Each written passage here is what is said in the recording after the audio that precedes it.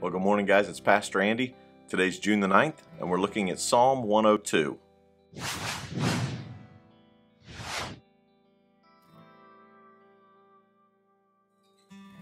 Psalm 102 is another psalm that David wrote to us.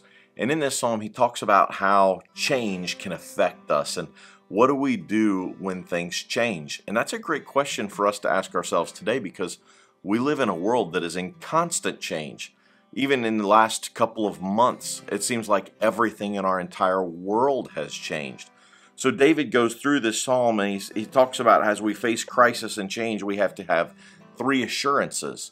He talks about the first assurance in verse 1 down to verse 11. Let me start in 1. It says, "Lord, hear my prayer. Listen to my plea. Don't turn away from me in my time of distress. Bend down to listen and answer me quickly when I call to you." He's talking about the changing circumstances of life and how things change. The Greek philosopher Heraclitus said this, "There is nothing permanent except change." And there's a lot of truth there, that everything in the world changes. And we've got to know how to deal with change and what to do with change. Because how we respond to change will determine what the change does to us and what the change does for us. So how we respond to it is going to affect us greatly. Because again, the world is changing and the world changes fast.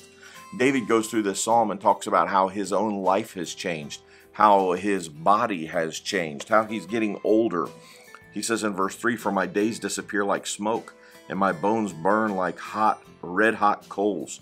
My heart is sick, withered like grass, and I've lost my appetite. Because of my groanings, I'm reduced to skin and bones. I'm like an owl in the desert, like a little owl in the far-off wilderness.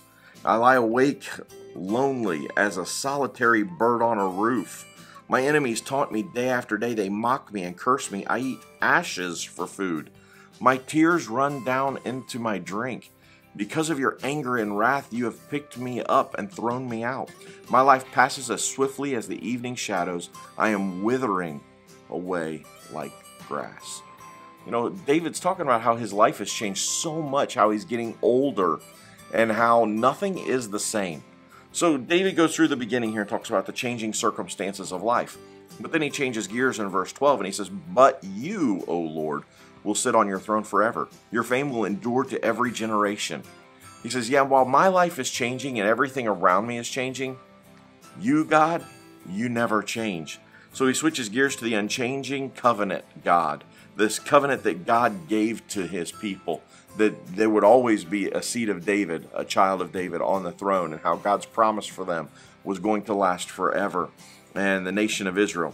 So he goes through here and talks about how God never changes and God's promises don't change. And then he finishes the chapter in 23 down to the end to the changeless character of God. He says, "He broke my strength in midlife, cutting short my days, but I cried to him, 'O my God, who lives forever, don't take away my life while I'm so young. Long ago you laid the foundations of the earth. You made the heavens with your hands.'" Talks about creation and how God created everything. And you know, when we look at this and we think about God's unchanging character, you know, people and things, they come and go in life. We have friends for a little while and then they're gone. We have things for a little while, then they have to be replaced. But there's one thing that never changes and will never go away, and that is our God. So in a world that is constantly in flux and in change, what do we do when things change? Well, we rely on a never-changing God, and we depend on Him. We put our trust in Him, because while people change and while things change, our God never changes. David in this chapter didn't even complain about the changes. He wasn't mad about the changes. He wasn't, saying that change is bad. He's saying that change just happens. Change is normal. Change is life. We can't stop it. We're all changing. You know, when I turned 40, I'll never forget somebody walking up to me and asking if I had any mysterious pains. And I said no. And they said, "It's okay, you just turned 40. One will be given to you real shortly." And I thought, oh, well, thanks. Well, it didn't take too long. I've got mysterious pains now. I'm just kidding. But things change. Our bodies get older. We change, even though we think we don't. Things just happen. Life changes us. Things in this world change us. This virus changed our world, our country. It changed everything. And now, how we respond to change will determine what the change does to us and what the change does for us. So what do I do when things change? I depend on a never-changing God who's always the same, and He'll always be there for me. I hope you'll get in this chapter and read it for yourself and see what God has for you today. And until tomorrow, God bless you and have a great day.